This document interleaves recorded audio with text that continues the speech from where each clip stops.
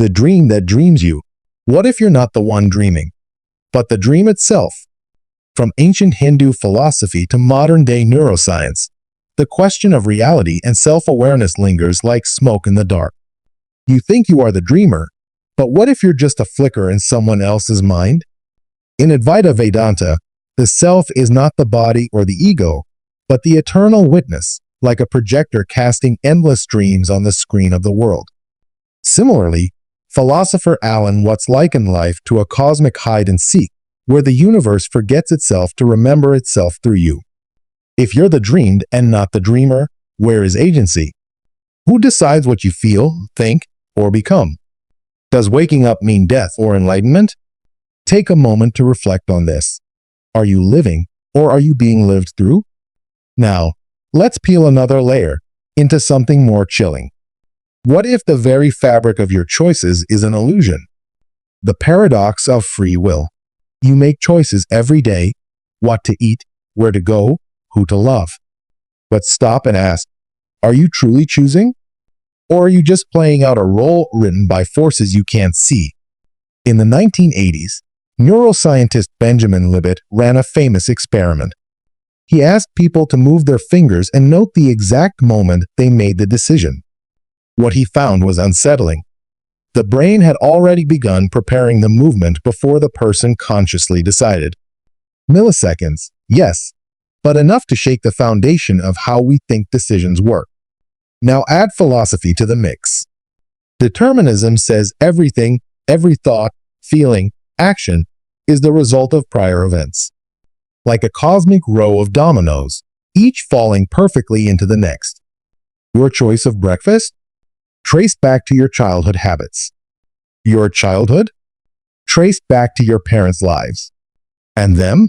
All the way back to the Big Bang. So, if everything is caused by something else, what space is left for you to choose freely? And here comes the uncomfortable question. If we don't have true free will, what happens to moral responsibility? Can we still be blamed for our actions? Is regret valid if we never truly had a choice? But maybe this is the trick. Maybe free will is just a beautiful illusion. A story the brain tells itself to feel in control. And maybe we need that illusion to survive, to love, to create, to dream. Take a breath.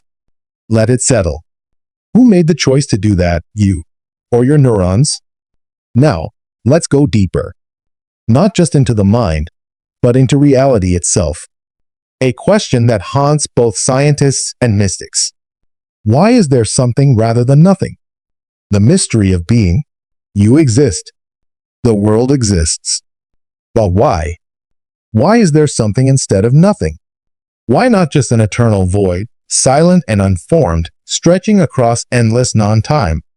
This isn't just poetic curiosity. It's a real question, possibly the question. Philosopher Gottfried Wilhelm Leibniz asked it centuries ago, why is there something rather than nothing? And despite millennia of thought, we still don't have a definitive answer. Science can describe the how the universe evolved from the Big Bang, how matter formed, how stars were born, how consciousness emerged. But the why of existence? That's where even science falters. Some philosophers argue that existence is a brute fact, a reality with no further explanation. Others propose the idea of a necessary being, something that must exist, like God or mathematical logic, and from which all other things derive. Still others toy with radical ideas, that our reality is a glitch, an anomaly, or even a byproduct of other hidden realities. But every answer seems to push the question one step further back. Even if a God exists, why does God exist? Even if the universe is a simulation, who or what is simulating it, and why? It's like looking into a mirror that doesn't reflect you back. You are here, feeling, thinking, wondering, but your origin is wrapped in cosmic static. No matter how deep we dig, we keep hitting bedrock made of mystery. Let that settle in for a moment. You're part of this paradox. A flicker in a realm that may have no reason to be. Now, hold on to that thought, because what if this entire universe isn't even real?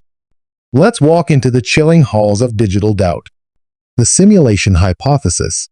Imagine every moment of your life is just code. Simulated sunlight warms your skin, algorithmic emotion stirs your heart, and your entire history is a fabricated sequence of data points. What if your entire reality is nothing more than a complex program running on a vast computational system beyond your comprehension? Philosopher Nick Bostrom introduced a provocative argument. If any civilization ever develops the technological capacity to simulate conscious life, and if they run a large number of such simulations, then the number of simulated realities would vastly outnumber the one base reality. Therefore, statistically speaking, it becomes more probable that we are living inside one of these simulations rather than in the original base universe. This idea challenges everything we know about existence. If your world is virtual, does that make your joy, your pain, your memories any less authentic? Is suffering diminished if it's encoded in a program? Or does the experience of pain hold the same weight regardless of its origin? Furthermore, are you truly alone in this simulated cosmos, or is there some watcher, some programmer observing your every thought and action? What does it mean to be real when the very fabric of reality is called into question? Take a moment now. Close your eyes. Listen deeply to the subtle hum beneath the silence. Is that silence programmed? Is the calm around you simply a design, a scripted moment in an elaborate simulation? As we begin to unravel the layers of what is real and what is constructed, prepare to face something even more profound. Beyond the simulation, beyond code and algorithms, lies the ultimate unknown, the void, the silence that awaits us all. Let's confront it directly in the next segment. The silence after death. Not the fear of pain, not the fear of dying, but the fear of never having existed at all. What happens when the lights go out, for good? Many philosophers, like Epicurus, argue that death is nothing to fear, because in non-existence, there is no you to suffer.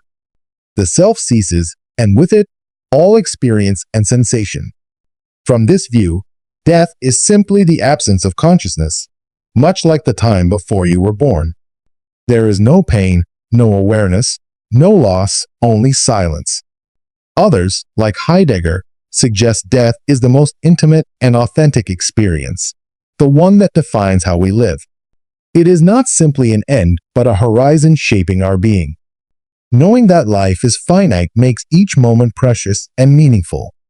Death is woven into the fabric of existence, a quiet reminder of our fragile time here. Yet death is not an event within life. You do not experience your own non-being. It is the final boundary, beyond which there is no return, no memory, no subject to witness. And still, many live haunted by it, the soul-breaking idea that all of this, everything you know and feel, ends in silence. Breathe. The end is not cruel. It simply is.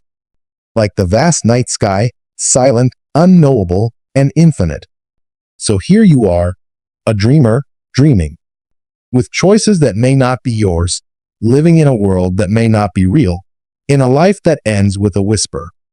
And yet, you are here, listening, feeling, existing, and maybe, just maybe, that is enough.